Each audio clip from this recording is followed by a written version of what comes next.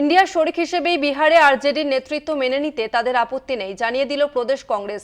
গত বিধানসভায় কংগ্রেস আরজেডি ও বামেদের সঙ্গে জোট বেঁধে লড়াই করেছিল, কিন্তু আসন্ন বিধানসভা নির্বাচনে তেজস্বী দলের সঙ্গে বনিবনা ক্রমে তলানিতে ঠেকেছিল।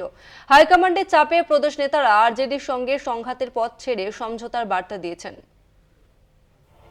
চলতি বছর শেষে বিহার বিধানসভা নির্বাচন। 243 আসনের বিধানসভায় আসন বন্টনের ক্ষেত্রে সংঘাতে জড়িয়ে কংগ্রেস আর দিল্লির পুনরাবৃত্তি ঘটাতে চায় না। বিহার প্রদেশ নেতৃত্বকে ডেকে এআইসিসি তরফে সাফ জানিয়ে দেওয়া হয়েছে, দিল্লির বিধানসভা ভোটে আপের বিরুদ্ধে লড়াই করে ভোট কাটায় পরোক্ষে বিজেপির জয়ের পথ নিষ্কণ্ঠ করেছিল কংগ্রেস। ওই ঘটনার জেরে ইন্ডিয়ার ভবিষ্যৎ নিয়েও প্রশ্ন উঠতে শুরু করে।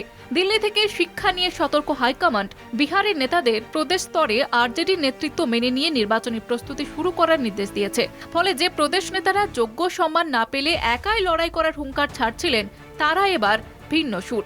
বুধবার দিল্লি থেকে পাটনায় ফিরে রাজ্য কংগ্রেস নেতারা জানালেন, রাজ্যে তারা ইন্ডিয়া ছোট শরিক হয়ে লড়তে প্রস্তুত।